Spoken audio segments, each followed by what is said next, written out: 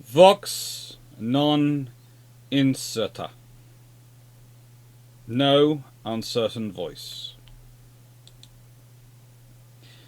Strange motto for an aircraft carrier, but rather appropriate for HMS Illustrious. Namesake of the Illustrious class armoured carriers, as we often call them. But the name is wrong for two reasons. One, it suggests that other carriers didn't have any armour, and they did. It depends where they're carrying the armour, but they often are doing it. And if we consider things like HMS Ark Royal, which is the unarmoured Royal Navy strike carrier, should also be covered in this series. Well, life isn't quite that easy. Life is not quite that straightforward, and yeah, she has armour. The point about the Illustrious class is where they carry the armour. The fact that they have the hangar in with armour around it. And usually, the immediate thing people come up is because they spend quite a lot of their career fighting in the Mediterranean. These ships were designed for fighting in the Mediterranean. Now think about this from the Royal Navy's perspective, okay? And this is usually what comes up a lot when I'm talking to people. You are a Royal Navy. You are designing your fleet in an era when the second, theoretically, the Americans are your equal in first place in terms of size of navy under the treaty limitations, and the second largest navy in the world is Japan. Third largest, along with the French, is the Italians. Are the Italians, right? Okay.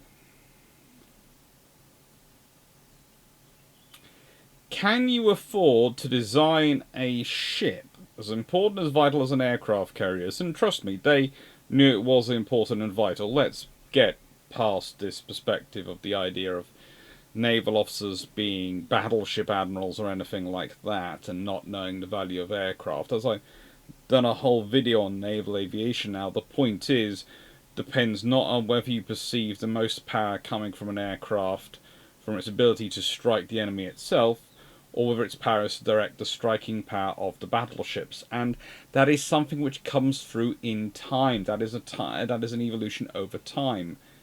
And it's also a judgment call.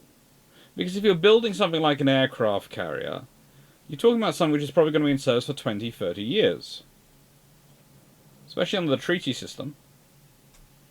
So you are making a judgment call for the next 20, 30 years, which is where the debates can come in, because it can be an admiral looking at the current generation of aircraft and looking at the probable next generation of aircraft and go, yes, they will get through, or no, they won't be the strike count package. And then, of course, if you consider the pace of aircraft development that we're talking about at the time, you could be talking about a carrier which is going to support 3, 4, maybe more generations of aircraft.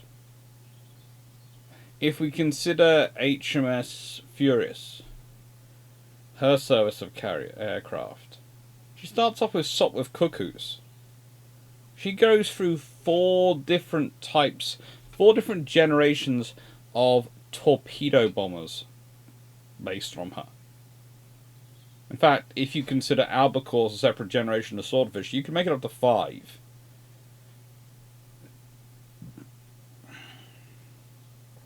She starts off with Sopwith Camels. The last fighter aircraft she's deploying off a deck are Hurricanes. The point is, they are going to see a lot of difference and a lot of change. And that's another reason why you have to be careful when you're coming and you're talking to something like HMS Illustrious and design. Now,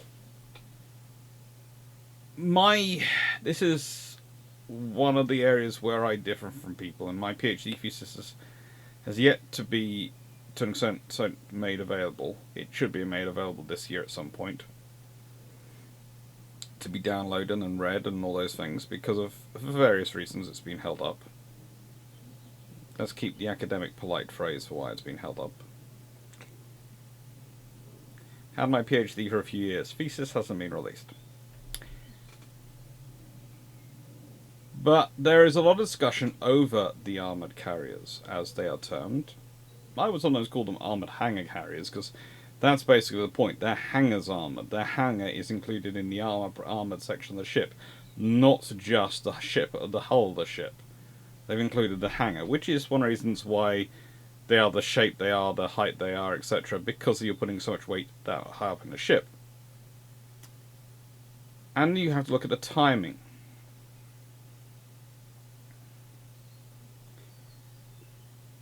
First things first, why are you armouring a carrier? Because if in doubt, it's going to be a target and it's going to get hit. So you want to try and make it as survivable as possible, but also you want to make it as easily repairable as possible. This is one of those things that's often been misunderstood about the program that produces these carriers. People approach it and go, they're armouring it because they don't want to get damaged. No, it's about containing the damage and making it as repairable as possible in as austere an environment as possible. Again, it comes down to where does the Royal Navy want to fight.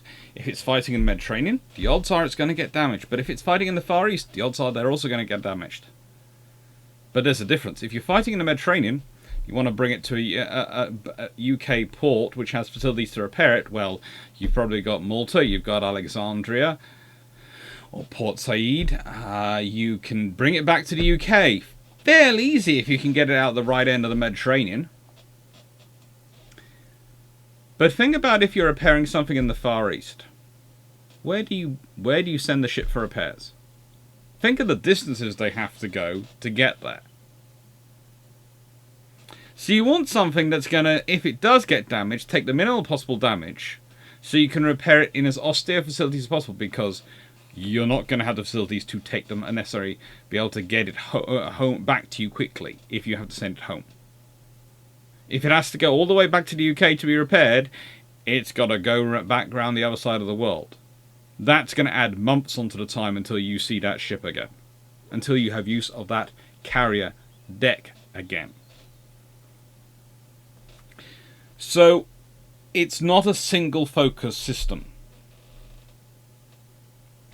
Now, the other reason, which is often pointed out, is given, and this was certainly a reason given in some of the meetings and discussions about it, because there was already a lot of people arguing that way, so it was very easy case to make, was the likelihood of the carrier actually getting hit, of whether or not they could intercept fighters. Because you have to remember there is a debate going on between Admiral Henderson, who's the Rear Admiral aircraft carriers, and the Third Sea Lord, who's in charge of their procurement in 1936. And he's making the case that whilst fighters will be able to defend a carrier if there is an early warning system in place to help assist them and for them to launch in time, until there is that system, you have a problem. In that, how quickly can you launch the fighters? How quickly can they get in a position to intercept? And can they actually intercept before the aircraft attack? Now, yes, you will have rings of artillery and other things out around the carrier and the battle group, and yes, they'll be part of it. But how quickly? Now, the advantage he has in 1936 is he's looking forward to things like radar coming down the road. He's already building and designing ships which have positions put in them to make radar adoption easier.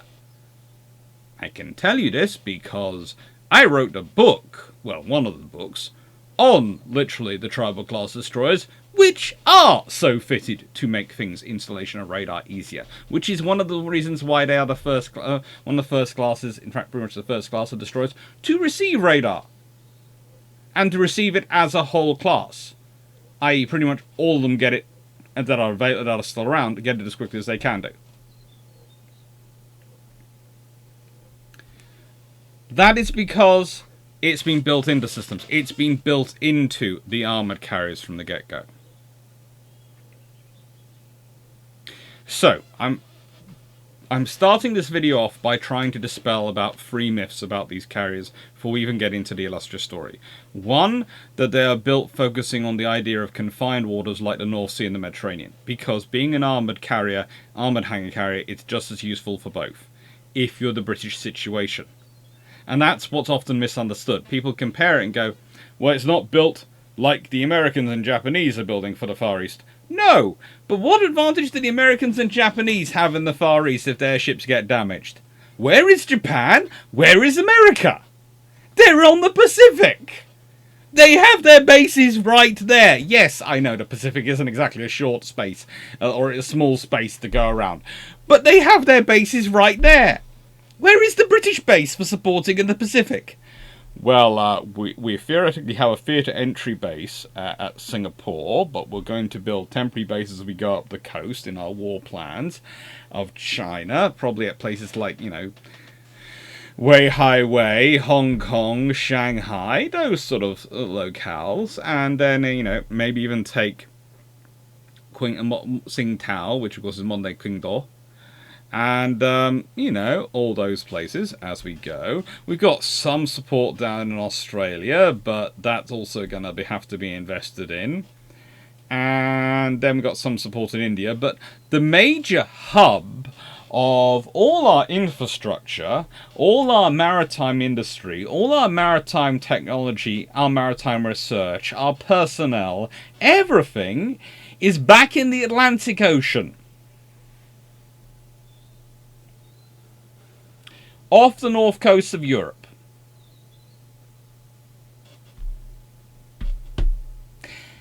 That's a long way to go for resupply. And that's a long way to go for repair. Secondly, that the attacks will get through. The odds are they would. If you're talking about a pre-radar world with the speed of aircraft going up, the odds are the strike is going to get through. Because what are you relying on spotting the strike?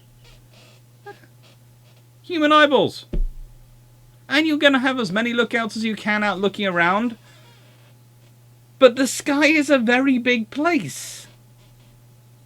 If you want proof of this, pause this video, go outside and look up. And think about how much you can actually see versus all the sky around you. Yes, you have more people involved. Yes, you have many people involved looking out. But that's not enough.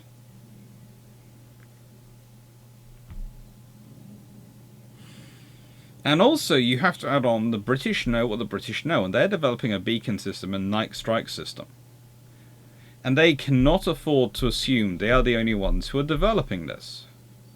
And at night, the whole reason they're going to attack at night is because you cannot see them coming. That's the whole sneaky beaky system. At night you can't see them coming. So they can come and get you, but you can't stop them. That's the entire reason for it. So the British are assuming that most probably their opponents are trying to develop similar equipment capabilities, and even if they don't, that they soon will do. Because you have to. And whilst they know radar is coming, they're preparing for it. Illustrious will be pretty much built with it.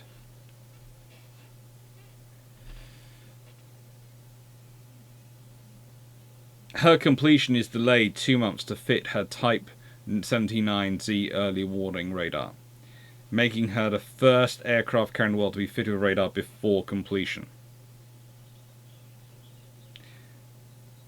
One of the reasons why her completion had been delayed was because what they put in as potential specs for the radar turned out to be better than they potentially thought it was going to be, but it also required more power and more other systems to support it, and so they had to fit those things in, and they had to find space for them and modify it to fit it. So she's delayed in completion. And this is why, well, commissioning. She's laid down in April 1937. She's launched in April 1939.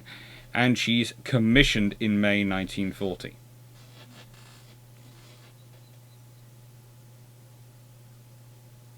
And let's consider, before we get any further into the ship's history, the battle honours pre this hull were Genoa, 1795, Basque Roads, 1809, and Java, 1811.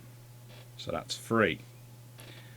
The battle honours after this hull: Taranto, 1940, Mediterranean, 1940-42, Malta Convoys, 1940, Diego Suarez, 1942, Salerno, 1943, Sabang, 1944, Palembang, 1945, Okinawa, 1945. If you're thinking that she's got 11 battle honours, you'd be right. If you're thinking that 8 of those came from World War II and were this ship, you'd be right again.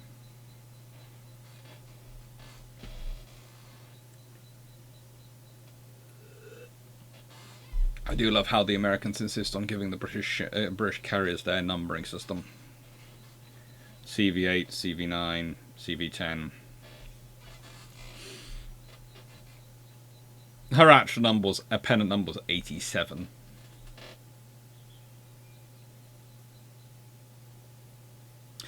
Now, what this only is very good at is actually for me to discuss where the armour extends to. Basically, the armoured hangar portion of her, it extends from aft of this lovely lift to forward of this lift. Between the lifts, that area is protected. That area is protected. So, the waterline belt is 4.5 inches thick. The flight deck is 3 inches thick. The hangar sides and the ends, 4.5 inches thick. That's a lot of armour. That's a lot of protection, but more importantly, that's a lot of survivability. To get that in for roughly 23,000 tons, the Royal Navy did a lot of interesting things. There are compromises which have to be made. One of them is that she drops from 4 to 3 shafts.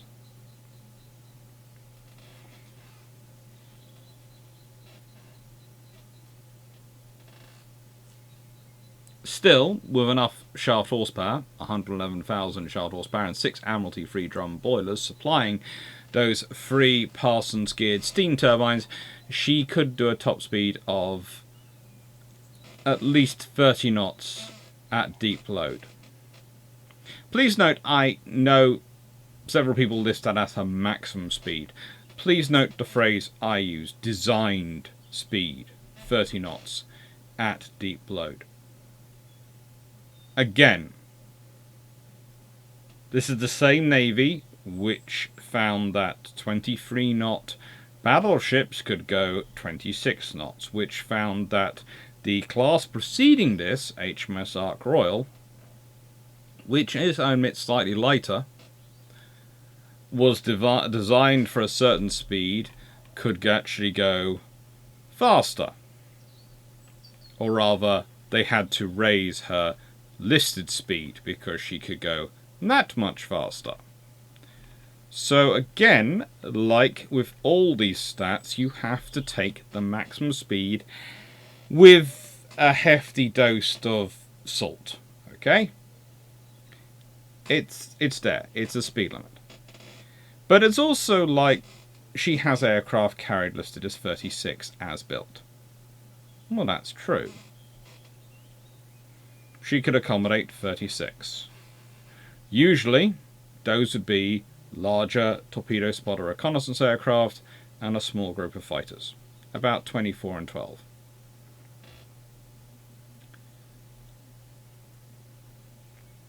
And please note again the title of those aircraft: Torpedo, Spotter, Reconnaissance. So they are torpedo strike aircraft, but they're also spotter aircraft, which means they're the eyes for battleships. And reconnaissance. The information war.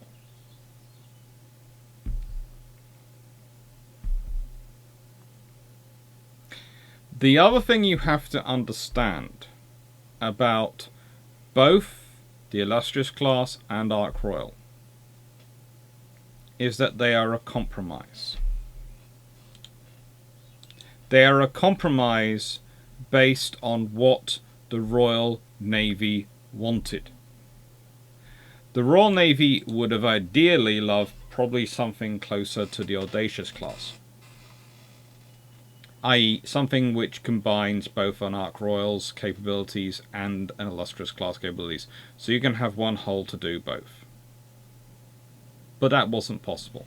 That wasn't viable under the treaty limitations, and wouldn't get them enough hulls. They could probably have built it under the treaty limitations, tonnage-wise, if we consider the Implacables and their standard tonnage, and we consider the Audacious and their standard tonnage.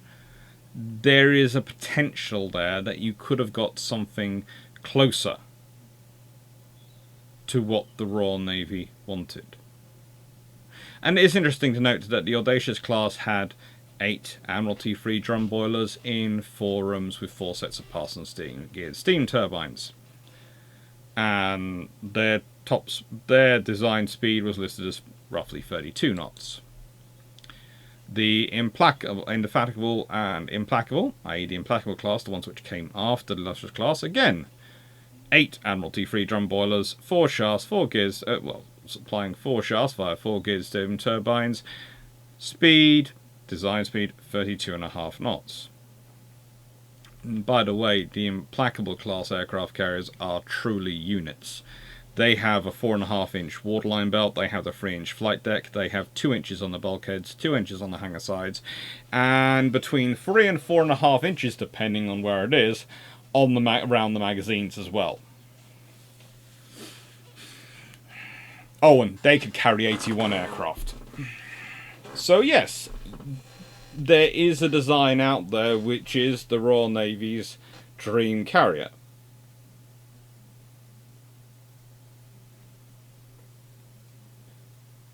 With that as a reference point, is it fair to judge naval aviation in Britain by the carriers they built? Yes. Because the compromises they make from their dream carrier tell you what they're valuing those ships they're building for. Ark Royal is compromised in terms of her... I don't want to use the phrase survivability, but I would say definitely repairability. And I would say there are certainly some issues in probably... Well, not in her underwater protection. That is something that's often proposed. There were problems for the Royal Navy in terms of damage control. The biggest issue for them was the loss of Courageous and Glorious early on in the war and all those experienced damage control personnel.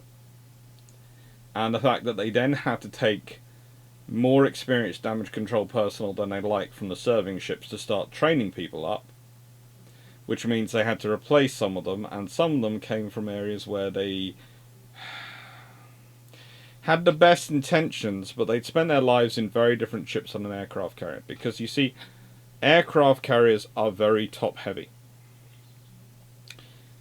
Even Ark Royal, which is not an armoured carrier, doesn't have the armoured hangar. They are still very top heavy. And this means, and I still want to talk about design a bit more, this means that you have to start counter-flooding earlier. You really do. You have to counter-flood almost from the get-go in a carrier. if it starts taking on water, you have to balance out that water very quickly. And there are a large number of people still at this time who are going around who had the view in damage control circles: you do not flood the ship. Not unless you absolutely had to. It was the beyond the last thing you did before admitting defeat. And whilst the aircraft carrier experienced personnel had got used to the idea of that, of the fact you did have to flood the ship,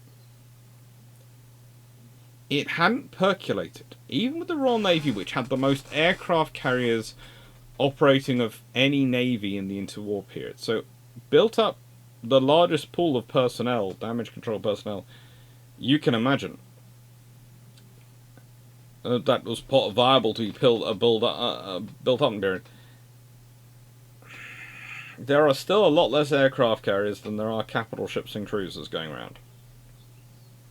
And so damage control personnel have a lot more experience of those style ships than do aircraft carriers. And if you consider these days, it wouldn't have even been. And even, let's put it this way, the actual manual you're supposed to follow included counterflooding, and they didn't do it until the last moment, and that was too late.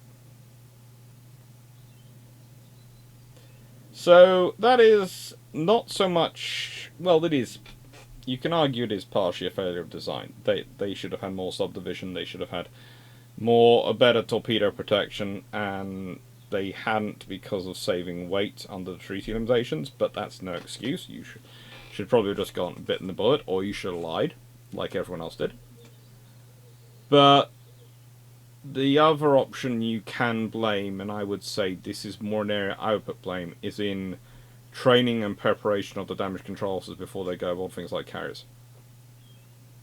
The Royal Navy had the doctrine, they had the manuals, but I would say you can't just presume people read them.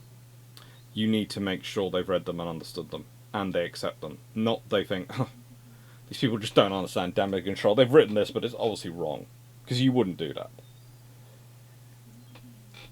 And you would love to say that someone who was highly educated in their field wouldn't do that when they read a manual. But let's be honest, they're actually more likely to, when they read a manual, they're actually more likely to do it. Because if you really do not have great knowledge and experience in your field, you know what you're supposed to do. You can then go one of two routes. You can presume you know better than the person who wrote the manual, because obviously you do, because what they're saying is against all your experience. Or you can sit down and do the sums yourself and go through it all.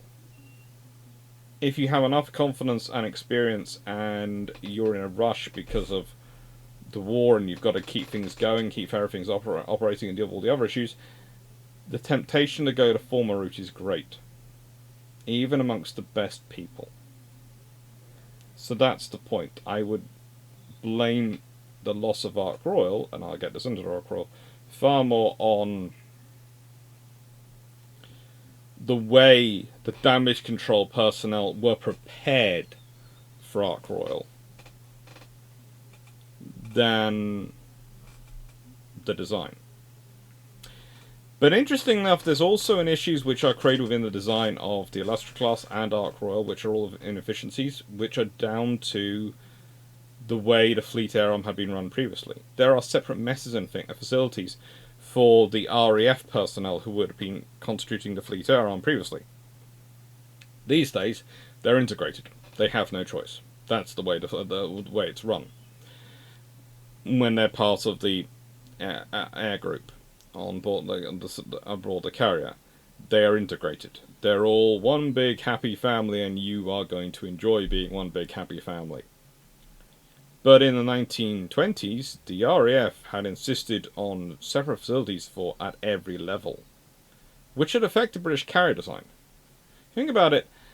Once you start adding in separate messing facilities, imagine the inefficiencies you build in to a hull.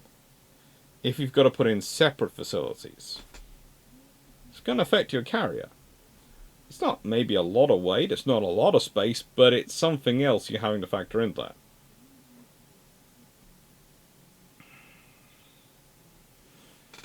But now, we're through the design, and it's time to start talking about her career.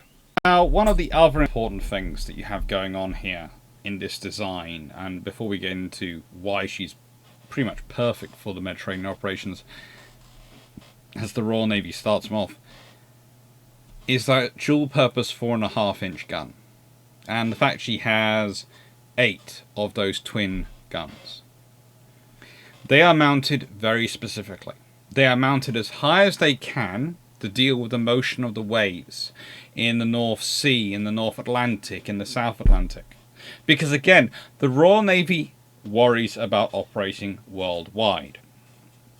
If you place the guns lower down, they can get covered by the motion of the water. But if you place them all on one side, let's say you place them on the island on the deck level, then when they're in operation, you can't be operating your deck. And remember, as I said earlier, the Royal Navy carrier operations are all about constant operations. I might have said earlier, depends which section I use. But if I haven't, Royal Navy operations are all about constant operations. They're all about keeping up a constant momentum of aircraft, of landing on and taking off, or landing on and taking off, of you constantly having fighters up there, reconnaissance up there, spotters up there if you need them for local. And spotters, by the way, would also dual in as airborne early warning, especially in the pre-radar age. Again, you have a plane up there to look out for aircraft trying to come in, scanning for movement. It's not perfect, but it's better than nothing. So that's part of the scenario of British aircraft carriers, and of course, being able to launch strikes. So this explains why the guns are positioned as they are, and why she has so many in that formation. It's to provide that 360 degrees air defense, and that is part of their role, anti-surface as well. As you know, HMS Formidable, her sister, will be involved at Matapan, much to Cunningham's disquiet. It's to provide that protection. And again, it comes into how does a British air defence and carrier air defence doctrine work? Well, especially once you have radar coming in, and when they know they're getting radar, the options become fighters, outer air defence, break up the strike groups so that en masse strike isn't coming through. They want to break the strike group up into flights so that any squadrons, any wings coming, they want to divide it up so it's coming in 3s and 4s. Okay? And then you have the heavy air, the 4.5-inch guns. They're going to be booming away, booming away, booming away. And their purpose, again, isn't to take down enemy aircraft. Again, if the fighter shoots them down, great. If the heavy air counts for aircraft, that's great. But that's not its real purpose. Because its real purpose is to then break up that strike even more into single aircraft, preferably. And then if you're dealing with a single aircraft attacking a carrier at a time, that's when the 40mm medium AA really comes into its own. That's where the pom-poms come in, because they will blitz away. They will literally blast with everything they have, and as they do, that might take out the enemy, it might not, but hopefully it throws them off. And if you've got aircraft coming at you one at a time, you can do it. Remember, that is the key. Ships can be overwhelmed by air attacks. But if you can break up the attacks coming in so it's one at a time, it's very unlikely for a single aircraft to take out a ship. It might do, but statistically it's not that likely. Now, and that's of course why the Fulmar is a perfectly not great. It's not the aircraft the Fleet Air Arm wanted. I've been over before the scenario that happened with the first Seafire, the gull-winged aircraft which Supermarine were working on, as a version of the Spitfire, which would have become the Royal Navy single-seat fighter. I've done videos about that. That would have also changed things, by the way, because those things would have been far smaller and taken up far less space than the Fulmar. So if you think about it, it would have changed the air group structure as well, because the Fulmar is A strike is a fighter reconnaissance aircraft. That's why it's a two-seater. It's a long-range aircraft to go out and do reconnaissance as well, and it fills in for the fighter role. But it's like the Skewer was really a dive bomber, but the Royal Navy had to procure it as a fighter as well to get it through the Air Ministry. This would have been a pure fighter. It would have been a single-seat aircraft, and whereas this aircraft was really when they're looking at procuring it, they're procuring it for the things like the strike carrier, for things like Ark Royal. It would have been the single-seater fighter on the armoured carriers, on the Illustrious class, with their slightly smaller space. So they would have probably seen their air group rise to roughly 18 fighters and 24 TSRs, because they'd have been the single-seat aircraft. Because if you're operating with the single-seat aircraft, you can get slightly more in the space.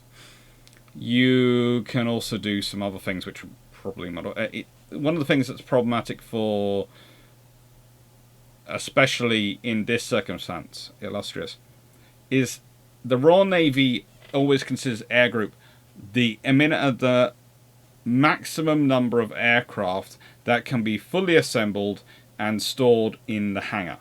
That's it. Why? Because deck parking doesn't work in the North Atlantic. You lose aircraft very quickly. North Atlantic seas go, whoomp. Lovely. Take that. Oh, that one's mine. Mediterranean, you can do deck parking. Indian Ocean, you can get away with it. Pacific, it's great most of the time. As long as you've got good weather mapping, you can deal with it. But North Atlantic, Arctic, South Atlantic, even the North Sea, deck parking, the Royal Navy tried it in the 1920s. They lost a lot of aircraft that way. It was very expensive. So deck parking wasn't part of that, but it was part of actually the design for operation for, again, the Illustrious class. And this is one of the functions you can say, well, why is that? Well, that is partially down to the Mediterranean. They're not designed for the Mediterranean. But deck parking, which is part of them also disguising a level of armouring to an extent so they can claim the actual number of aircraft they carry is bigger than it actually is when they're putting out some statements, so it doesn't look quite so different compared to others. And the fact they don't include boxed aircraft or anything like that, and that's another reason why you have HMS Unicorn, because they offload maintenance spaces as compared to HMS Ark Royal. Again, all to do with balancing the weights. But the reality is that if it had gone in the Mediterranean, operating it, and they'd had that single-seat fighter available,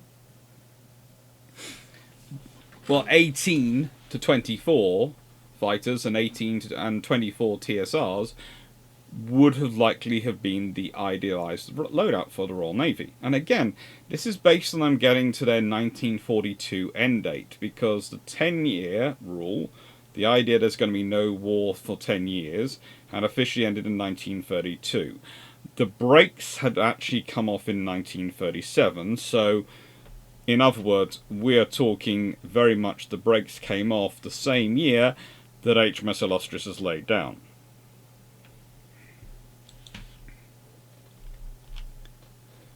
So this is a reality of her design, her construction, and her deployment to Mediterranean. So she goes out there. Her first working up is pretty cool. She is sent to work up in Bermuda. There had been various plans of ideas of where to do a working up. It would have been planned to do it in Plymouth, of course, but with Germany conquering France, Plymouth and the Bay of Biscay suddenly became not a sensible area to work up a carrier, so she went to Bermuda. This was completed by July 1940, and then she returned to the Clyde, flew off her aircraft, and was docked Clineside for what would best be described as a minor refit. She reached... It's the standard thing. You go and do the working up, and you come back and go, right, and while working up, we broke X, Y, and Z, and also A, B, and C didn't work as they were supposed to. Fix. It happens. After that, well, she took aboard Rear Admiral Lumley Lister. Always nice to have him aboard. The new Rear Admiral aircraft carriers for the Mediterranean. Her squadrons flew back aboard, and she sailed for Mediterranean, with 15 Fulmars and 18 Swordfish aboard. You might notice that she's got more Fulmars than originally talked about, and less Swordfish. Well, Swordfish I think she can pick up wandering around. Fulmars, they'd have probably liked to have 18, because by this point they have realised the Fulmar has some small problems in terms of the fighter role. Its ability to get up to altitude isn't that as good as it needs to be, which means you want to have more up there. Now, this actually has an interesting consequence versus some of the pre-war plans, because pre-war plans hadn't foreseen really shifting into the permanent cap role, i.e. keeping aircraft permanently up. But they started heading there very quickly once they had the Fulmars, because it's far easier to operate if you have aircraft already up, then they can come down.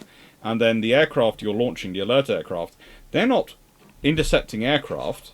Their job is to replace the cap on station. Hello. If I started doing hand gestures, you want to get involved. Okay. And so that's where Illustrious comes in. She's helping develop all that. And Ark Royal is also developing all that. Ark Royal's been having that fun with the skewers. Amazingly, the carriers which have still been carrying Sea Gladiators haven't had to worry about that, because the Sea Gladiator is very good at zooming up to altitude, and has no qualms about doing so. He has a very long tongue. Now, she refueled at Gibraltar, and then, along with HMS Valiant, she's escorted into the Mediterranean by Force H as part of Operation Hats. Now, during this operation, her Fulmars actually started their impressive record. And remember, a lot of Fulmar pilots end up as aces, which is something which needs to be remembered when people starting around saying, well, it's a terrible fighter aircraft. It might not be the high-end fighter the Royal Navy would have liked, and that certain navies managed to enter the war with in 1941-42. But, and it might have had an absolutely terrible support system going on, because everyone was focusing on the Battle of Britain, so no development was going into the Fulmar, so it was basically developed, sent into service, and left. But it was still fairly decent. And so, as part of that operation, they managed to shoot down 5 Italian bombers. Her AA guns accounted for 2 more Italian aircraft. After they passed Malta, they are met by the rest of the Mediterranean fleet, and 8 of her Swordfish, together with some from HMS Eagle, who she's joined up with, who's been protecting the Mediterranean fleet up to this point solo, decided to attack Rhodes, or rather, were sent to attack Rhodes on the 3rd of September as they were going past. This was a few days after the Italian invasion of Egypt. Now, then, she decided to attack. She took part in an attack on Benghazi. Again, 15 Swordfish attacked during the night on the 16th and 17th of September. It's always one of those interesting things about the Italians. They're to an extent surprised that Taranto takes place at night. They are both prepared for it and surprised by it, which is really, really strange. But you can sort of understand that they think, well, so far the British have been attacking minor ports and ports which aren't properly secured at night, which suggests they can fight at night, they can attack at night, but they're being timid about it. You can understand perhaps that thinking, but still, it's your major base. There again, they also have a fascisty government, and ego is never in short supply when you're dealing with fascisty governments.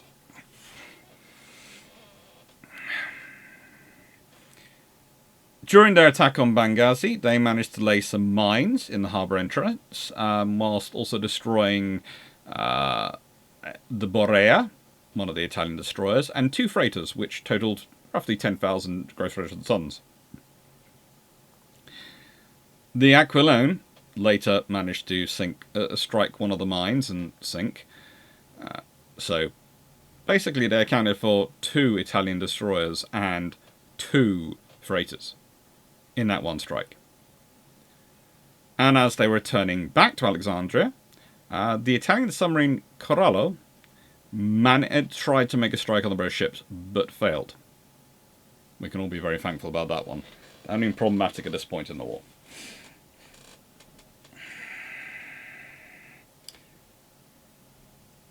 Now, she and Eagle would go on to have a very active period leading up to Taranto, and that's one of the problems.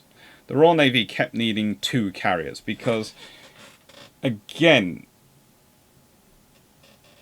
when you're dealing with Fulmars and Swordfish, they're all big aircraft, they take up space.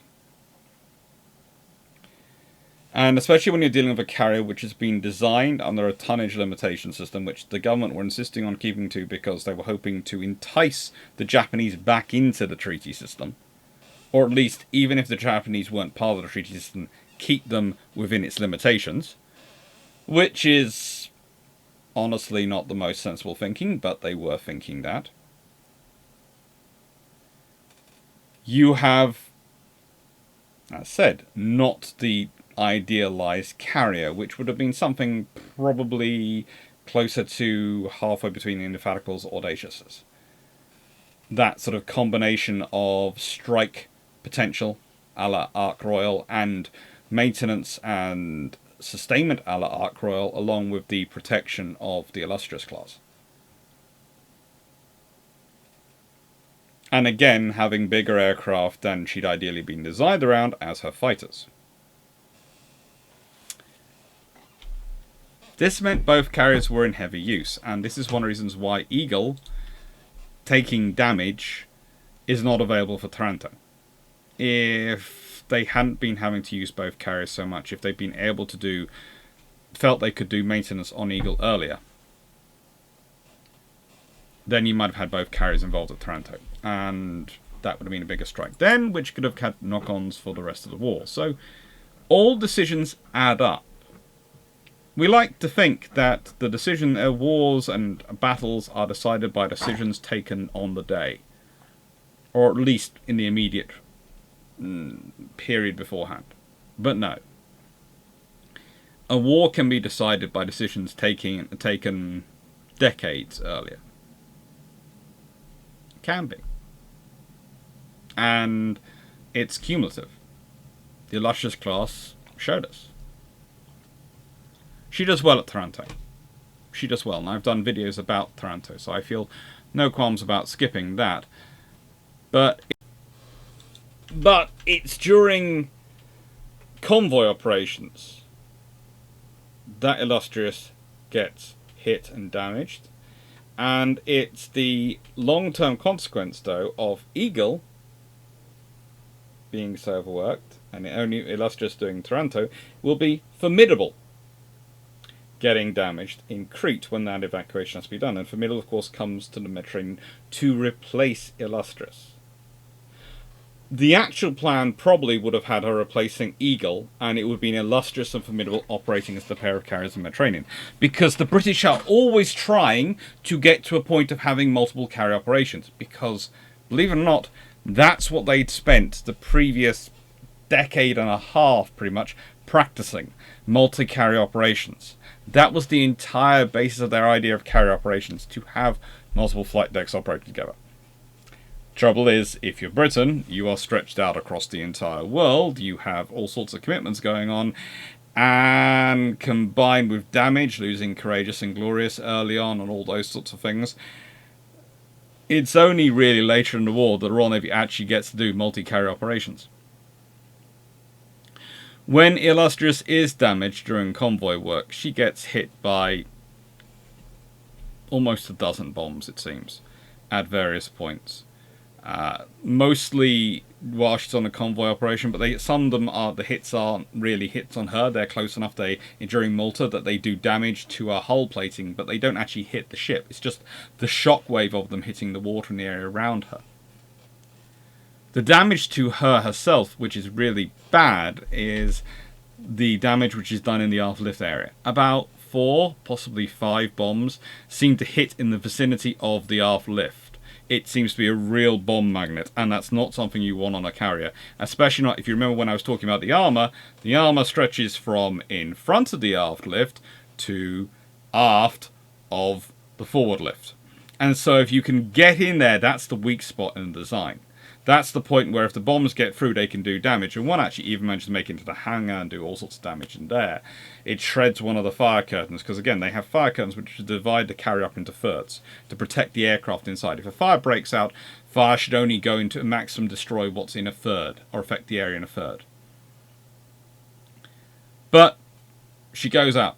She gets out from Malta, she gets out damaged, she goes to Alexandria, she loses her Captain Boyd, who's been looking after her, because he takes over for Lumley Lister as Rear Admiral Aircraft Carriers to Mediterranean, for Lumley Lister to go back to the Admiralty to become basically the guy responsible for building up the Fleet Air Army in World War II. And she herself, well, she goes back to the UK. Via a long route. She goes to Durban, South Africa. She then goes to the Norfolk Navy Yard in the United States for permanent repairs. And then they're worried about the permanent repairs to an extent they have to check them, but they also want to modify her for the newer aircraft because they realized during her repairs, this is always a fun thing, it's nothing to do with American craftsmanship or anything like that. Some people sometimes interpret it as British being snooty about Americans. No, it's when they realised during Illustrious repairs that the Americans and the British have different definitions for the imperial weights. Yes, British imperial measurements are not the same as American imperial measurements. They're slightly different. Just different enough it causes them to worry. So they go and check it. They do find some things aren't quite right, as far as the British systems are concerned, but there's nothing too major. So she goes and she spends some time in Greenock and Camel Laird's, and she gets worked up. For a short while, Captain Lord Louis Mountbatten is technically her captain, but that's mostly a PR exercise. He basically goes to her when she's in America. He is immediately sent on a speaking tour to influence American public opinion, and then he's recalled in October and relieved by Captain A.G. Talbot, who is the one who takes her to Jamaica, finds out the issues of American to British imperial stuff, also has a collision with Formidable, who's also come back from her own repairs, and then, of course, as I said, they end up in Camel Laird's. It's fun. There's always nice time. She goes into the Birkenhead Camel Laird's, gets sorted out. And finally, she starts working up for Supermarine Spitfire fighter operations, i.e. the Seafire. The new Seafire. And now, well, with all that, and after having gone through all that, she gets deployed to the Indian Ocean, and later on the Far East. Although, interesting enough, when she's deployed to the Far East, she has no Seafires. Instead, she's carrying 15 Martlets, aka Wildcats, 9 Martlet 2s, and 6 Martlet 1s, of 881 Squadron for the 9, and 882 Squadron for the 6. She's also got 21 Swordfish. And 2 Fulmar fighters. Unfortunately, en route to the Indian Ocean, well, she has a little fire. And this fire managed to destroy 11 aircraft and kill 1 crewman, but thankfully failed to cause any serious damage to the ship. Yeah, I love the way it's described as a little fire in the report. It did kill 1 crewman, which shows the damage that smoke inhalation can do on a ship. That seems to be what it's suggesting it did. And repairs made at Freetown, Sierra Leone. Her destroyed aircraft were replaced and augmented by 12 additional Martlet 2s taken aboard from HMS Archer. Now this meant that her aircraft complement was now 47 aircraft. Remember that next time someone tells you, oh no, they were a very, very small amount of aircraft they could carry. Well, amazingly, once you have more fighters, and the fighters are smaller aircraft, and they're able to pack up smaller, etc., than the multi-seat aircraft which she'd been previously loaded with, because those have been the types which have been available, you can take more aircraft. Now again, this causes the interesting debate where people go, well, you know, the Royal Navy was silly having multi-seat pilots, etc., and all these things, multi-seat aircraft, etc. There is a reason the Royal Navy has it, and have them. It's to do with navigation and long-range operations, and what they were designing for. Remember, they've had single-seat fighters, and mostly interwar years. They had Sea Gladiators, they had various things before that. The Osprey, all sorts of lovely aircraft, the Nimrod. All sorts of lovely single-seat fighters. So the Royal Navy usually had a single-seat fighter. They also usually had multi-seat reconnaissance aircraft and strike aircraft. Why? Because they were going to have to fly a longer way and do all the things they need to do at longer range. When the Royal Navy is ordering the Fulmar, and they're first ordering the Fulmar, they're not thinking of it as their fighter interceptor. That they've got the Seafire on order for. No. They're ordering the Fulmar because they need an escort fighter. They need something to help with long-range strikes. They need something for a ship like HMS Royal, i.e. their strike carrier. If you can hear something massively eating in one corner over there, that is the poodle. The fluffy research assistant has just been served his food. He's happy. So this is sort of the point. The Royal Navy has a large number of aircraft which it's designing for its various purposes. It has an approach to naval operations, and when especially you're considering night strike operations and night operations, where navigation becomes even more important because you are unlikely to visually identify the carrier from long range, even with the help of the various flare buoys they stick behind them that light up to provide a guidance in. You're homing in by the beacon, but the beacon is specifically set at a power setting.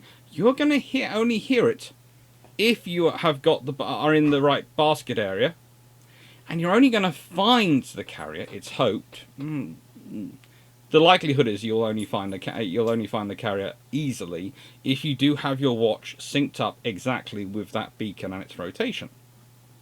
So without those two and our sort of piece of information, i.e. where the basket area is most likely going to be, the navigational plan of the ship, and that beacon, it's very difficult. And if you think about it, if you're navigating at long range away from that and coming back, well, the person in the back seat who's actually assisting there purposefully navigating the whole time and checking a route and doing their calculations, it's kind of important. Especially when you've got to fly the aircraft in the dark. Maybe deal with being attacked by the enemy, line up during a strike, and all sorts of things which are highly disorientating. And you don't have the level of information you have available today. So the multi-seat makes sense. But that's the other thing. The armoured carriers were not designed around that as part of their scenario. It is the things like the Seafire. That was what was supposed to be going on. The Gull... I use that as an example because that's the example which we have at some designs for, and we can roughly translate its timings and its specifications to the specifications, and it fits in terms of programming. But there were about 3 other aircraft companies, it seems, involved in the process. So this would have been a gull-winged, best described as a Spitfire body, toughened, probably a heavier, a little bit heavier, but with gull wings. And the reason it had the gull wing, it's still the sort of the Spitfire shaped wing, but they were being done in a gull wing form to provide them with extra strength and to provide the whole design with extra strength and extra clearance for landing on a carrier deck. Well, that's the reasons for the gull wing, and so you can see visibility as well. It helps for landing on a carrier deck. That would have taken up a lot less space, a single single nose, than a Fulmar. You might have even decided we can lash that down firm enough. We want to do some deck parking with that, so it could have gone even higher. But as it is, the time she finally gets aircraft, which are single-seat fighters, they're not quite as small as a Seafire would have been, because let's be honest, even compared to the Fulmar, the Wildcat, call it a martlet all you like, is still a chunky bird. It is. Not quite corgi chunk. I have a corgi, I can say that. But definitely Poodle managed to eat all the turkey chunk. The black look I'm getting is worth that line, trust me. So, that gives us another example of where the Royal Navy were kind of hoisted on their own petards. But leaving that to one side and getting back to the story of Illustrious, with her now 47 aircraft aboard, and also receiving ASV components to fit ASV radar to the replacement Swordfish, and also, as well, the engineers on board managed to convert a Martlet 1 to a Martlet 2 by giving it folding wings. Martlet 1's wings didn't fold. Martlet 2's, their wings did fold. This was important. Slowly, Royal Navy engineers fixed this and did their own evolution and upgrade project, which shows the sheer amount of engineering facilities the Royal Navy had functioning to their carrier design. This is an important part of the Royal Navy's operations, because the Royal Navy had always functioned more on carrying the facilities to repair and rebuild and maintain their aircraft than to carry spare aircraft. This has another reasoning in terms of the differential between the numbers you see of aircraft carried by different carriers, their approach to maintenance, and how much spare parts and components they have. For example, if you're talking about a British carrier, entire spare wings, engines, fuselages, all sorts of things are carried. They're not included in the air group numbers, but they're carried. Hello, yes, you're getting me back for saying you full of turkey remark, aren't you? Yeah, you are. Revenge from the poodle. Now, when she visits the Indian Ocean, when she gets there, the first thing she's used for, well, is attacking French naval units and shipping to defend the invasion fleet, along with HMS Indomitable, for the invasion of Madagascar. You know, if you're going to do anything, you might as well do an invasion of Madagascar. And the reason the British are doing that is because, as Indochina has already fallen, the British are worried about the French surrendering Madagascar to the Japanese. And then the Japanese have a very good foothold in the Indian Ocean, and you have a lot of problems for the British in terms of resupplying things in Egypt, in North Africa. Because you have to remember, a major supply route for Britain at this point is going around Africa to supply the forces in the Suez Canal zone. It's one of those really interesting things in World War II. The Royal Navy spend a lot of their time fighting to try and gain control of the Mediterranean so they can fast-track supplies from Europe to the Far East, because that's how they sustain their Far Eastern Empire, and how Britain can support it with supplies from the industrial hub, which is Britain.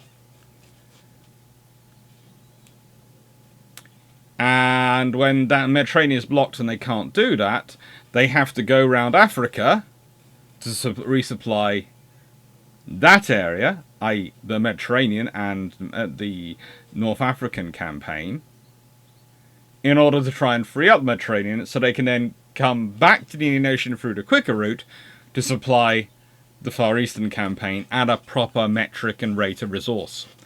Because trying to take it all around all around South Africa and all the way around and up takes a long time.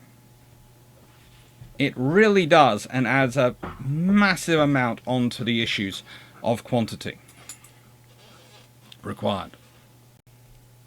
Now, she did take advantage of the Indian Ocean's sort of calmer waters during this operation against Madagascar, in that she had an air group of 25 martlets, one Fulmar, which was the night fighting fighter, because the single-seat aircraft, whilst they were theoretically night capable, no one really wanted to try them out at night, because again, they didn't still, in 1942, have the level of confidence in single-seat operations and the flying aids and the assistant aids that they really wanted to trust single-seat fighters going up at night time. They preferred from a ship. Okay? There is a difference between operating from a land, where you have air bases which tend to not move. Okay, you might get lost, but the air base isn't moving. If you can recognize some local landmarks, you can find your way back. Or worst comes to worst, you can land and hope you're landing in the right country. Don't joke, it did actually happen to a few of them. You can't do those options at sea. If you land, you tend to go into this liquidy stuff, which, I don't know, it just doesn't tend to be the same as landing on, I don't know, land. It tends to not treat you the same way. It tends to try and, for starters, swallow your plane. Now, this really didn't matter at this point, because who out in Madagascar was going to be launching night strikes against Royal Navy carriers? Even if the Japanese had got to the Indian Ocean, their night flying capability is limited at best at this point. Mainly because their policy of training had meant that the people who were interested in it had all got concentrated in one place and hadn't been able to pass on their training to anyone else. The Japanese system, it produced some very, very skilled pilots, but it tends to produce them in very, very confined areas of their force. So it kind of produces you absolutely exceptional pilots, but you only have a very small number of them, and they tend to not be in any way, shape or form replicating, which is a problem for a longer term war. But anyway, she also decided, because it was far easier, because you think about it, she's now got 47 aircraft aboard and in full operation. And that's the thing. When you're doing full operations, you need even more space. So they deck park. They stick 5 of the martlets and 1 of the swordfish are always in the deck park. This provides more space down below for maintenance. Because you see, if you do cram all the aircraft in the hangar, you can't spread any wings in the hangar. You can't do some of the maintenance you would do in the hangar, because the hangar is basically full end-to-end of aircraft. So again, that's another thing which does limit your actual air group size if you are going through it with a methodology of doing heavy maintenance on your aircraft.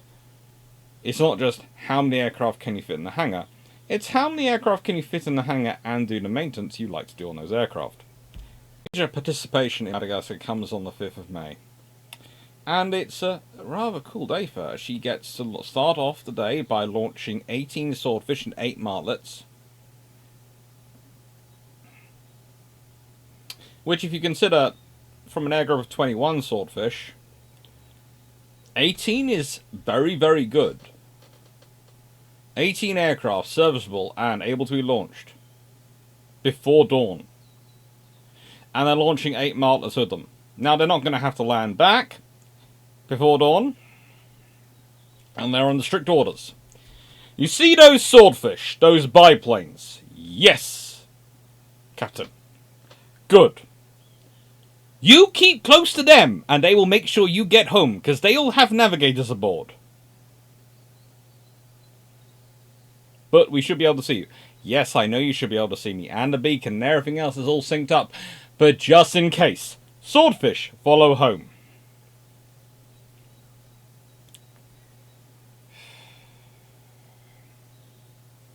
Now, they divided up into flights, each of 6 swordfish.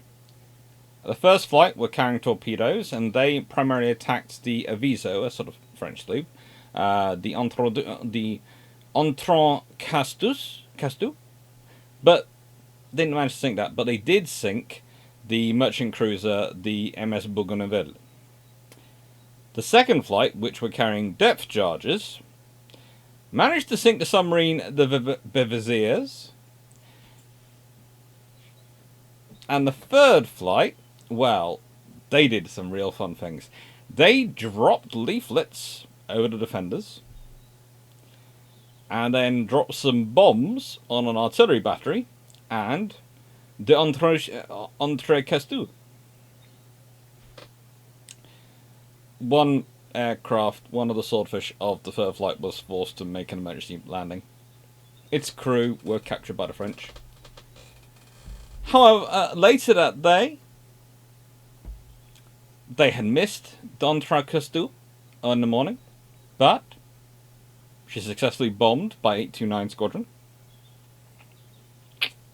and runs aground to avoid sinking. 3 other swordfish then come along and go, we're going to make sure you never get off.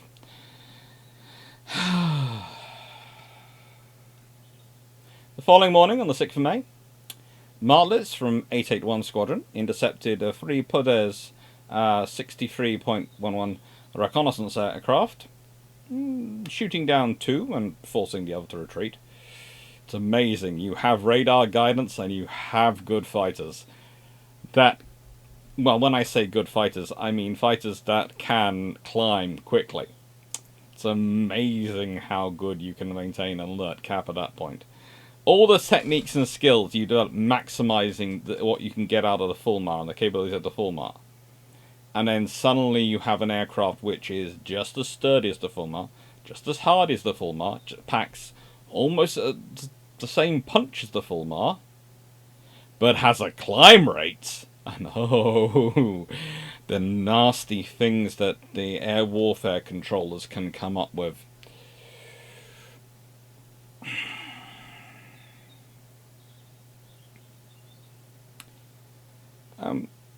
As said, 2 shot down and 1 forced to retreat. Swordfish, at this point, decided to drop some dummy parachutists as a diversion. Not sure how the French thought the British parachutists had got there, but they did believe they were coming. It's nice of them to believe that. It's nice of them to believe the British could launch parachutists from their carriers. 1 swordfish found the submarine Le Héros and sank her. You know, other swordfish might need multiple friends for doing this job, but that one just needed herself. Another swordfish was spotting for the ships bombarding the French defences. Very unsportsmanlike, but very good. Very high levels of accuracy were achieved, living up to the torpedo spotter reconnaissance role. And on the 7th of May, martlets from 881 Squadron managed to intercept 3 Morane-Sonneur MS-406 fighters, which were on a reconnaissance mission. All 3 fighters were shot down for the loss of 1 martlet. And on top of this all, the single Fulmar was also shot down while providing ground support. Illustrious aircraft in the whole of the Madagascar and Volta campaign flew 209 sorties, suffered 6 deck landing crashes, of which 4 were martlets. And they lost a swordfish, a fulmar, and a martlet in operations. After this, she goes to the Eastern Fleet, and she takes part in Operation Sea, and the British counter to it, for which you will find a whole discussion between me and Jamie on this channel. It's one of the first discussions I ever did on this channel, and it's something which I am going to be getting back to, having more visitor guest speakers now I've got the system working on the tower system properly, and I can hopefully do it all and do the editing myself, because the reason that is quite so good at it as it is because whilst I recorded it, it was Jamie of Armoured Carriers who did the editing and processing and putting all together, because he has a far finer rig than even I have now. It's an absolutely amazing channel, and I highly recommend you go watch it. But as that is the case, we'll skip from this, and we'll not cover much of our time with the Eastern Fleet, and instead return to her time when she returned back to the European waters.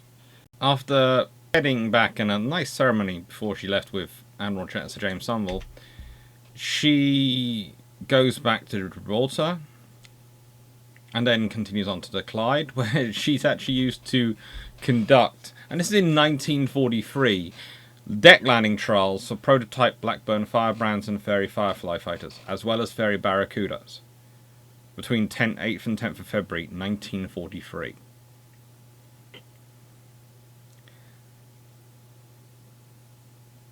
On the 26th of February, she goes into Camelairs at Birkenhead. She's having a refit where she gets new radars installed, her flight deck is extended, her anti-aircraft armament is augmented, her arrestor wires have two new ones, extra wires are fitted aft of the rear lift as to increase her effective landing area. And by this, if we go back again to this design, what I mean is the cables had been in front of the lift. The arrestor wires had been sort of in front of the lift. And so aircraft, when they touched down, had to hit those. Well, if you have ones further back, well, if an aircraft catches earlier, that's great. It's going to be brought to a stop earlier. And there's more opportunities for it to catch, which is helpful with aircraft coming in at a higher speed. And this is something which aircraft are now doing, because again, there is development during the war. Aircraft engines, aircraft get faster during the war.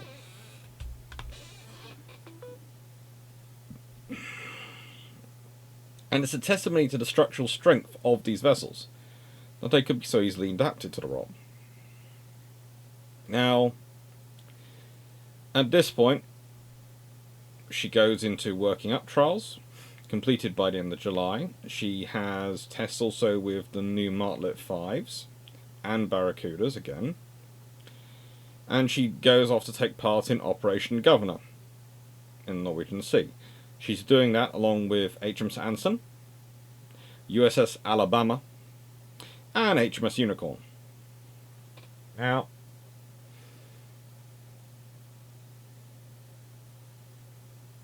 it was part of the various attempts to try and make the Germans think that they weren't going to invade Sicily. Sicily was not the next objective. That's fine. The British ships were spotted, and, well, the British ships and their American battleship friend, and let's be honest, if you have the Alabama of the South Dakotas along with HMS Anson of the King George V's along, that is kind of going, come out, we want a party, come on Tirpitz, you know you want to.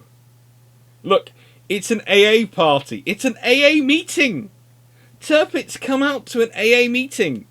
Anson and Alabama would like to say hi. At the same time, Illustrious and Unicorn are going, yeah, you think you're going to actually get a chance to? We are going to bomb that thing out of the water before it even gets anywhere close to us. Yeah.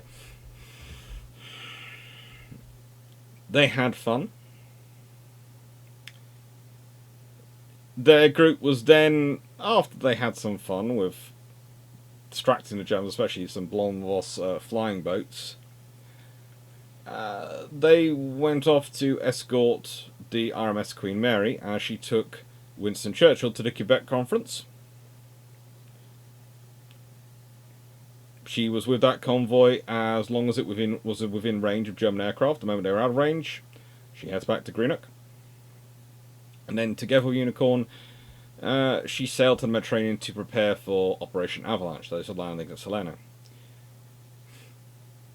She was assigned to Force H for the operation, tasked to protect the amphibious force from any attacks by the Italian fleet and provide air cover for the carriers, well, the escort carriers, which were being used as strike carriers to support the assault force.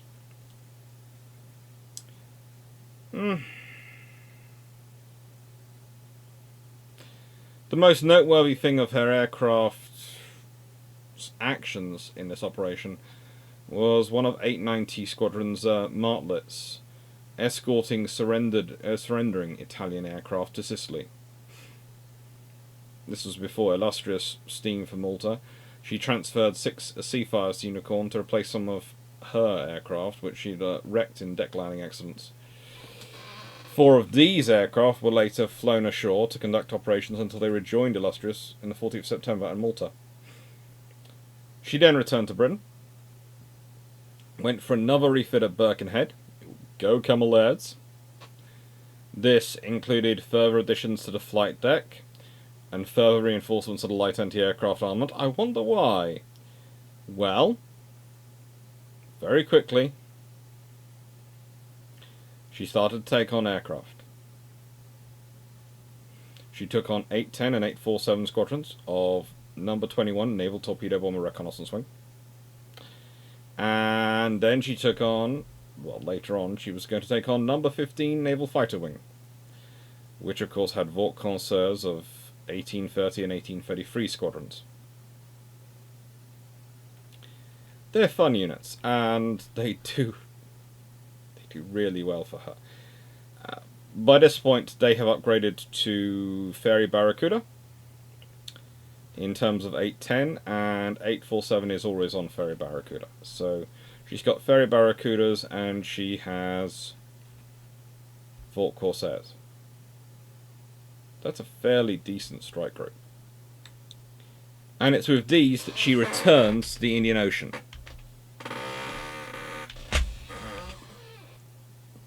She arrives at Ceylon on the 28th of January 1944.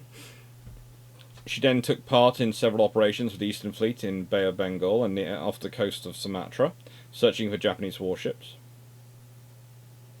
She even rendezvoused with the USS Saratoga on 21st of March 1944 for combined operations against the Japanese facilities in Dutch East Indies and Andaman Islands. These are carried out under something called Operation Cockpit, which is a pretty interestingly conceived operation. The carrier's air group at this point consisted of 21 Barracudas and 28 Corsairs for the operation, so that's 49 aircraft. She launched 17 Barracudas, escorted by 13 Corsairs for the first attack. And whilst the American aircraft attacked the shipping in the harbour, the British aircraft were focusing in on the shore facilities, specifically oil storage tanks. They were destroyed and the port facilities badly damaged by the Barracudas. There was virtually no aerial opposition at this point, which probably annoyed the Corsair pilots more than anything, but they did manage to destroy 24 aircraft on the ground. All British aircraft returned safely. One American fighter was forced to ditch on the return home. Saratoga departed for home for a refit in May, and Somerville wanted to mount one more attack as she was leaving the Indian Ocean. Basically, he was always offensively minded, and he was always trying to be offensive, but it's having the forces to be offensive and having the logistics to be offensive.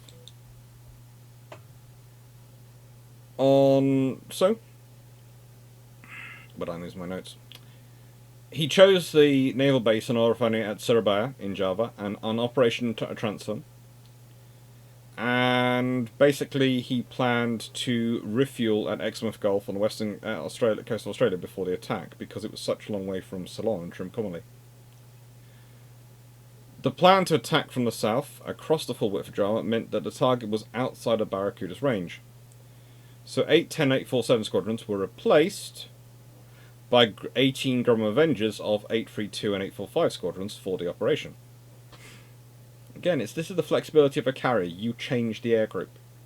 And again, it's one of the lessons we have today. When someone starts telling you, so it goes around, yes, well, our carriers don't have the strike range to deal with this. You ask them, the carrier strike range isn't what matters. It's what the aircraft which operate from the carrier which give it strike range. So, it's the aircraft you've chosen. And there were a lot of decisions made many years ago about the aircraft selection for carriers because of a perception of what the world was going to be like post-Cold War. It was going to be wars of choice from here on out. Technological supremacy, so forth. Sadly, for all of us, it hasn't proved that case. On the 17th of May, the ship launched 18 Avengers, escorted by 16 Corsairs. One Avenger crashed on takeoff. An American Avenger was shot down over the target. And only a small ship was sunk. So little damage done to the refinery. Saratoga and her escorts separated after refueling again in Exmouth Gulf and the East Indies Fleet. The Eastern Fleet returned back to Trincomalee, and number 21 wing re-embarked. On 10th of June, Illustrious, along with the escort carrier Atheling, now that's a pretty cool little ship, and she was a Ruler class escort carrier, put to sea to take part in a simulated airstrike on Sabang as a means of distracting the Japanese while the US were attacking airfields in the Mariana Islands and preparing, of course, to invade the island of Saipan. For the planned attack on Port Blair and the Andaman Islands in mid-June, Illustrious Air Group was reinforced by 14 Corsairs of 1837 Squadron. 6 Barracudas from number 21 Torpedo Bomber Wing, or Torpedo Bomber Reconnaissance Wing, were landed to make room for the additional fighters. Think about that. 6 Barracudas were landed to make room for 14 more Corsairs. Corsairs are not small aircraft. Barracudas are not small aircraft. But again, this is sort of affects air group numbers, your fighter density, your aircraft size versus your hangar size. All this affects your air group numbers. 2 of the Barracudas, in terms of the strike, because when they launched the strike of 15 Barracudas and 23 Corsairs against the airfield. 2 of the Barracudas were forced to return with engine trouble before the attack began. Another was shot down over the target. And 1 Corsair was forced to ditch, with the pilot being rescued by a destroyer. Combine this with bad weather, and, well, the accuracy of the Barracudas, as a result, meant little damage was inflicted, aside from some aircraft were destroyed on the ground and a few small craft sunk in the harbour. The British got worried because, well, Somerville and various staff also got worried, because they realised that with over 50 aircraft airborne at one point, a single deck accident might result in the loss of every aircraft in the air because there was no other carrier available to land aboard at this point. This is why it's so important when Indomitable and Victorious arrive at the end of June. Although Victorious's pilots were a new air wing and they weren't considered combat ready. They had combat ready leaders, but they didn't consider the junior ones ready. They had Captain Charles Lamb appointed as new captain of Illustrious on the 21st of May. But he couldn't join the ship to the 9th of July. And Somerville decided to attack Sabang again in Operation Crimson. Now, this time, of course, he has, well, 3 carriers to take along with him, or rather, to choose from 3. And he takes Illustrious and Victorious. They planned for the ships of the East Indies fleet to bombard the port, while the fighters from Illustrious and Victorious would spot for them and protect the fleet. And the Barracudas were needed for only anti-submarine patrols under this operation. They only embarked roughly 9 on Illustrious, and Victorious flew off all her Barracudas. So they loaded up to bear with fighters. Illustrious launched 22 Corsairs for cap. It's kind of a British approach to the Big Blue Blanket. And to observe the naval gunfire. And take photos for post-attack damage assessment. The bombardment was very effective, once again proving that spotting is a very, very good way of killing things. Basically, it's no longer depending on your aircraft to be the carrying and the targeting tool. It's the spotting tool refining the targeting of something back there which has very big ordnance and is happy to deliver it. It worked very, very well. Now, the high point really for the Illustrious's cap was intercepting and shooting down a Nakajima Kai-43 Oscar fighter and a Mitsubishi K-21 Sally medium bomber, which were both on reconnaissance missions. Later in the day, her Corsairs intercepted 10 Oscars and shot down 2 of them while driving off the remainder. And after arriving in Trincomalee, 1837 Squadron was transferred to the HMS Victorious.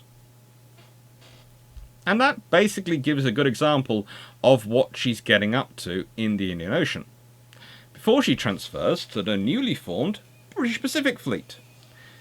She was assigned to do the 1st Aircraft Carrier Squadron, which would be commanded by Rear Admiral Sir Philip Vian. Yes, the gentleman who had started World War II as a destroyer flotilla captain, commanded the Tribal-class destroyers at Narvik, and when facing off against Bismarck, and...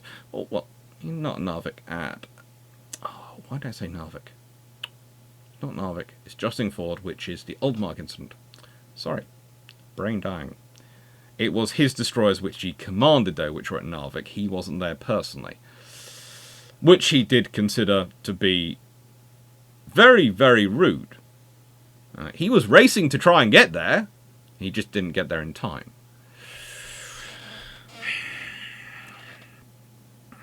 Probably explains why he later does the whole racing across the Atlantic for the Bismarck scenario. Now, Vian sets up his flag aboard the Indefatigable. She's a larger carrier. Indefatigable is one of the larger armoured carriers. She has the space for a flag staff and all the things he needs to command his group.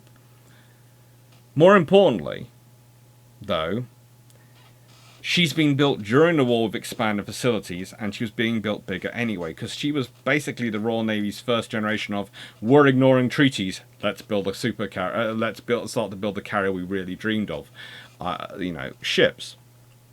And so she has more space. Remember that for later. A week later, Illustrious, Indomitable, was sent to attack a refinery at Panglakayan, Brandon, and Sumatra in Operation Outflank. The Illustrious's air group at this point consisted of 36 Corsairs from 1830 and 1833 squadrons, and 21 Avengers from 857 squadron. So that is 57 aircraft.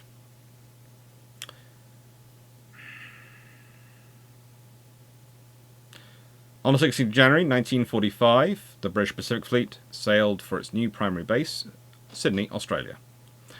En route, the 1st Aircraft Carrier Squadron took part in Operation Meridian, which was an attack on Palembang again, and Illustrious's air group at this point consisted of 32 Corsairs and 21 Avengers.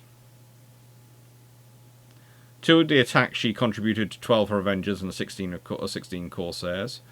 These aircraft, combined with the ships from the aircraft from the other carriers, destroyed most of the oil storage tanks and cut the refinery's output by half for 3 months.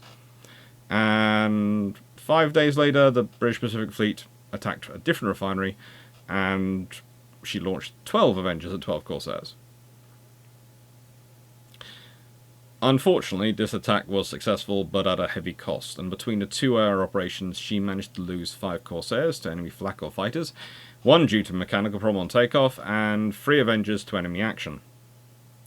In return, her Corsairs had claimed 4 enemy aircraft shot down, as did 1 Avenger pilot who claimed he'd victory over a Nakajima Kai-44 Tojo fighter. we are not quite sure how this poor aircraft managed to do it. But the story, as I've read in some accounts, is that the aircraft was happily positioning itself in the clouds to dive down and attack a lower group, and didn't realise that coming behind him was an Avenger, who went, "Hello, you're sitting right in front of me," and blast.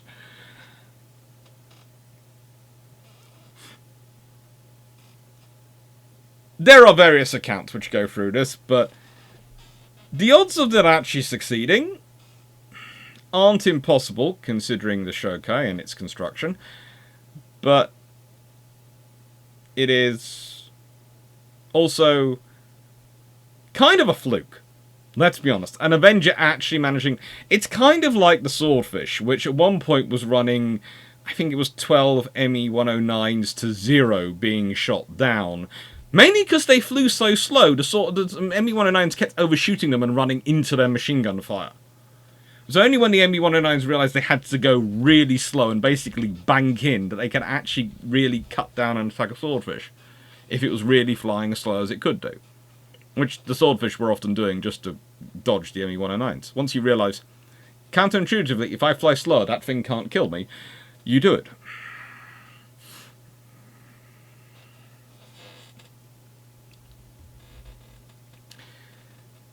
Unfortunately, what they did find also was at this point the British Pacific Fleet's fire and air defence fire was not as disciplined as it had been in the Mediterranean. And this was immediately Compton started working on, and Vian was especially annoyed us because when the striking Japanese managed to get through the fighters, and 7 bombers managed to do so shortly after the strike aircraft began landing, the attackers were all shot down. But 2 shells fired by either Indomitable or King George V struck Illustrious.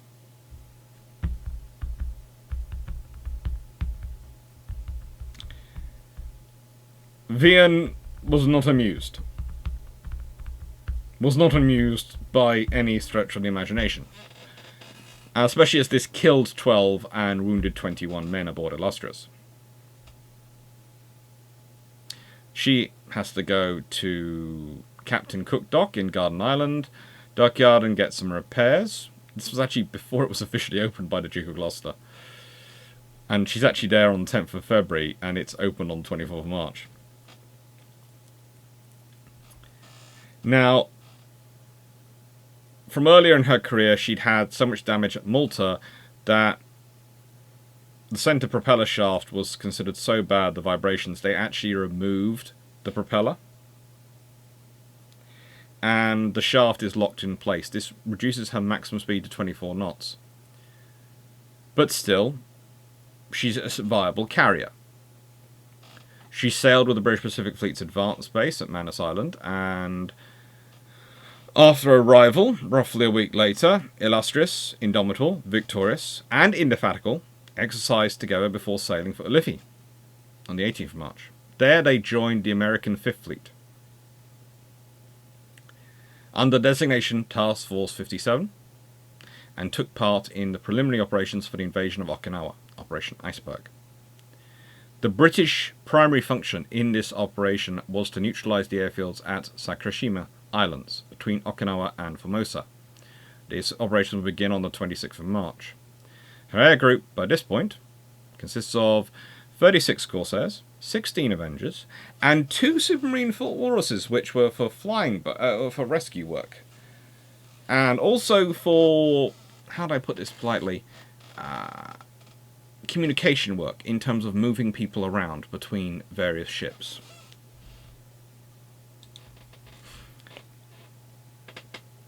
Now, on the afternoon of the 6th of April, 1945, 4 kamikaze aircraft evaded detection and interception by the Cap.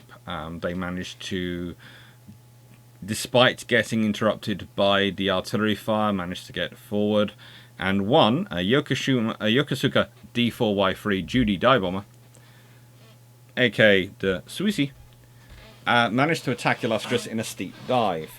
The light air guns managed to sever its port wing. So it actually missed the ship. And its starboard wingtip shattered on the Type 272's radar mounted in front of the bridge.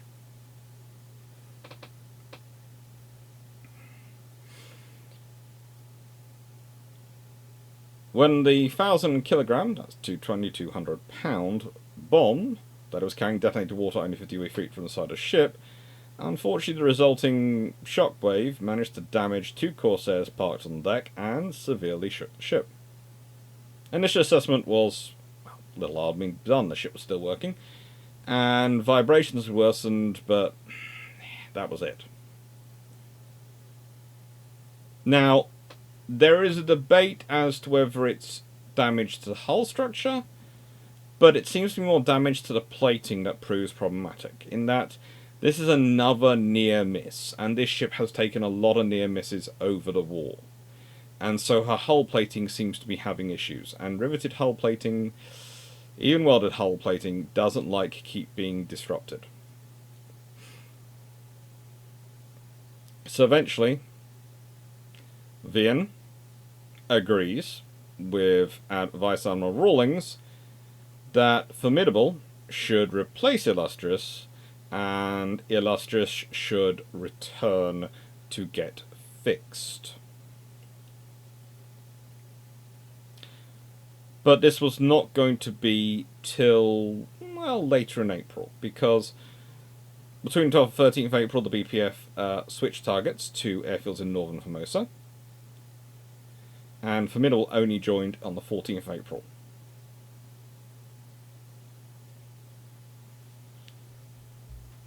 Rawlings sent Illustrious first to San Pedro Bay in the Philippines for a thorough inspection. She arrived there on 16th of April. She was examined by divers. This showed that the outer plating had actually split. They could only provide emergency repairs there, and so she goes back to Sydney. And it's in Sydney where she does get some thorough repairs. They haven't gone off facilities, so she's actually sent back to Rosyth for permanent repairs. And she arrives in UK on 27th of June, 1945. She does have a post-war career. She does carry jets and do all sorts of duties. In fact, she stays in service and providing useful service, even with all the damage she received, until she's decommissioned in 1955. If you think about that, she's commissioned in 1940, decommissioned in 1955. She'd been launched in April 1939. In commissioned service, she doesn't make her 16th birthday.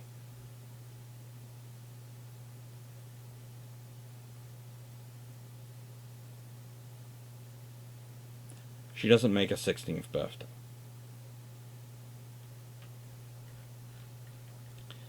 But she survived a lot of damage.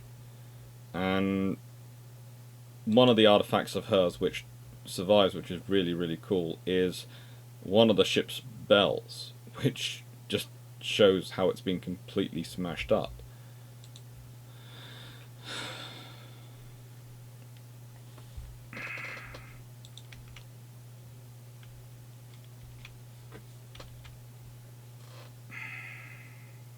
These videos are supposed to be 20 minutes long.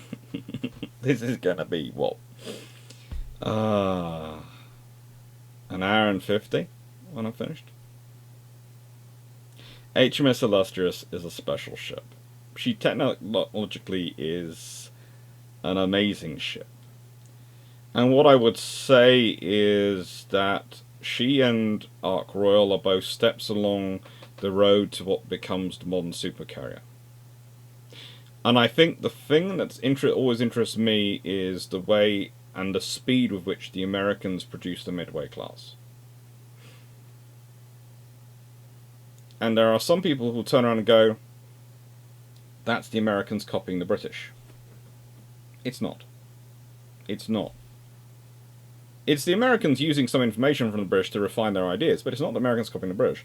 And it's like the British with a multiclass are not copying the Americans. You show that both nations, from different perspectives, have been looking at the future of aircraft carrier designs. And if you look at some of the Japanese carrier designs as well, they're going the same way. It's a really interesting thing. All of them are dealing with the same issue. You cannot make a carrier survivable enough for its value and have a carry enough strike capability for its role under the treaty limitations and get enough hulls that you need to do the jobs. Because you could probably build something of 27,000 tons standard displacement and get something pretty decent. But then you could only have 5 aircraft carriers. The British had 7 at points, and they were struggling to maintain their commitments in peacetime.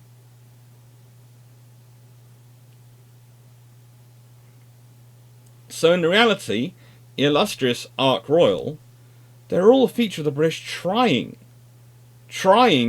to figure out a way to get what they need out of ships which they know aren't as big as they want them to be.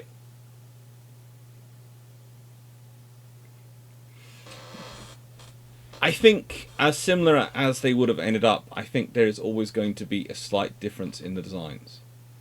I think the Americans are always going to emphasize air group size over survivability to an extent. In comparison to the British are always going to emphasize survivability slightly more. But that's due to the geostrategic position of them. And I think the Japanese, well, they're always in a terrible bind. Because whilst they theoretically have the facilities to support and maintain their ships close by, they don't have the industrial capacity to deal with mass damage. They don't have the industrial capacity to replace ships en masse.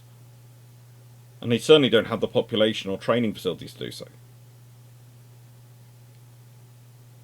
So in realistic terms, all 3 nations building aircraft carriers,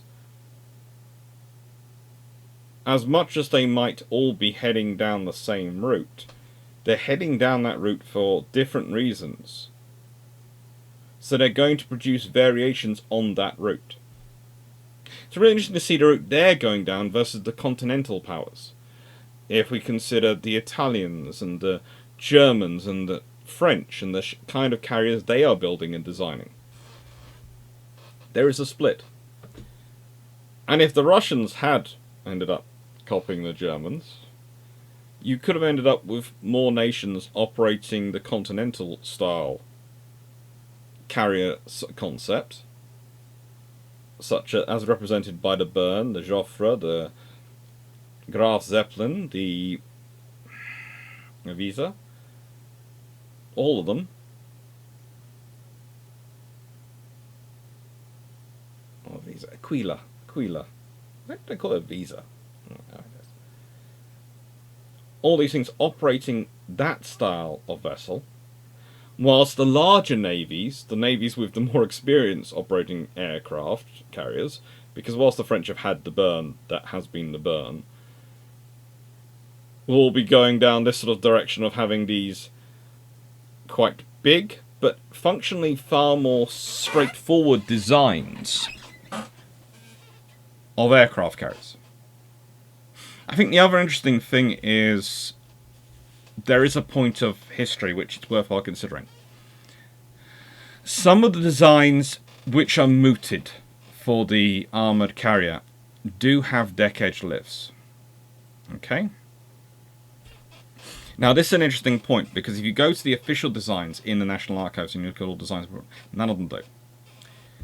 But if you go to some of the archives, like in Cambridge, etc., Churchill College, Cambridge, etc., and you track down the notes of the naval constructors who were involved, and you look at some of them, they are experimenting with the idea of deck edge lifts. Now, why don't they go it? Honestly, I can see about two reasons. One of them is, again, the British fear of losing aircraft in the North Sea, North Atlantic. They just lost too many aircraft, mainly off the deck of HMS Furious. That ship liked to lose aircraft.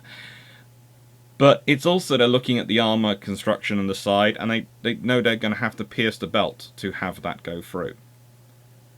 And they're worried about that when they're putting armour down the side of the hangar. But conversely, if they had gone for 2 deck edge lifts, which was what they seemed to seem going for, forward aft, they would have been able to deal with far bigger aircraft without so much trouble, and they'd have actually had more space. But they would have lost sort of office and space between the hangar and the outside of the ship. Now again, if you look at if we go back to here and look at this design, you can ask, where would those lifts have been placed? Well, they would probably have been placed here, forward of the island, and aft, just forward of the aft gun emplacement. Now, what effect could this have had on the design? Well, it could have probably been made slightly heavier in the anyway, but also lighter in other ways. I would think there would be more, the armour would have been extended, and those spaces would have become more useful for aircraft. They could have been actually been dead ends for maintaining aircraft, which is something which was looked at and considered about.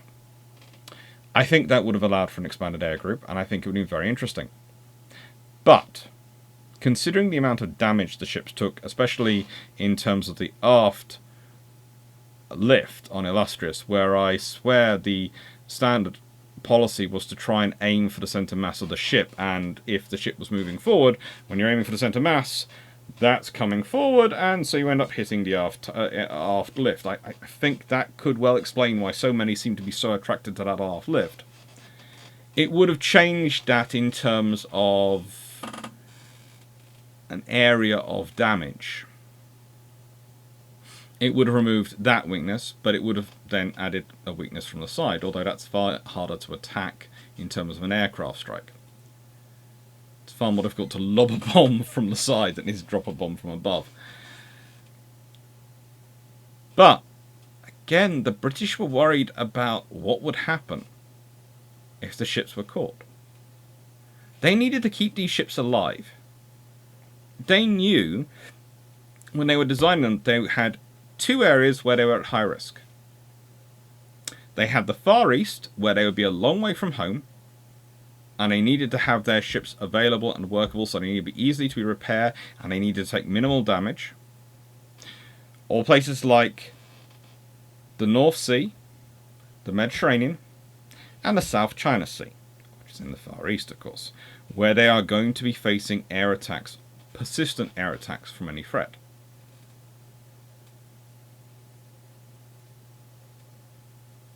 So, ultimately, they edged on what they felt was the more protected design. But it is an interesting what-if to consider.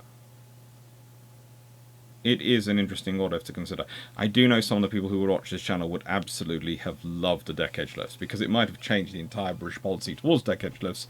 It might have even had deck edge lifts in the Invincible class, let alone all the other subsequent classes. I do, from what I've seen of the scribbles, and they are scribble designs, they aren't full designs, they are scribble designs, you know, like naval architects and draftsmen tend to come up with, you know, when they're thinking, ruminating on an idea. They are island side. They are on the starboard side of the hull.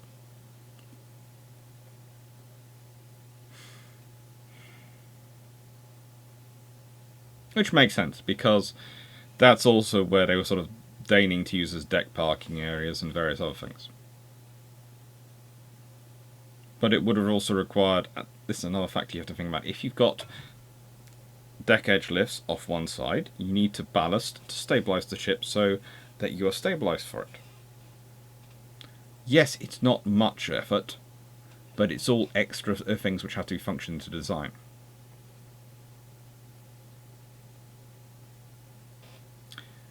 So what's the question?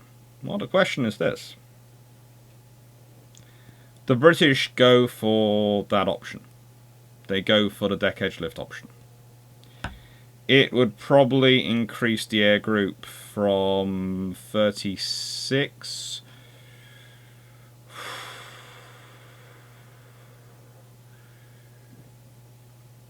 I would say to, if it's still Fairy Full Mars and Swordfish, I would say 18 and 24. I think you would get an extra 6 full Mars out of it. So it would take you up to 42. I think if you had Seafires, it would take you up to 12 Seafires, 12 full Mars, and 24 Swordfish, but we'll leave that to one side. Which sounds like a massive increase, but think about it. The space there and there becomes end space, and you also get the lift parking, the spaces to and for the lifts, where you can store aircraft as long as you have doors which can go across to protect them from seas. So, which you would have had. That gives you quite a lot of extra space if you work it out in terms of aircraft term. You've probably got the storage space of 2 for aircraft if they're folded up in that lift area, lift area and lift space, sort of the spaces either side of them. Maybe not quite that, but probably something along those lines. You've also probably, if you're doing that and you've got more space there, you've got possibly maybe have to build a slightly longer hull, which is going to affect things a bit, but you are probably talking about a design which ultimately is going to displace... How much more? And this is entirely back of a nugget packet.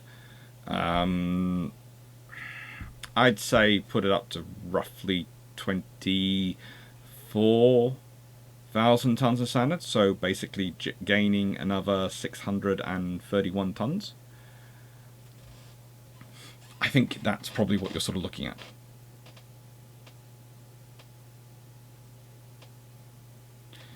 I'd love to hear what you think would have happened with such a different with such a vessel.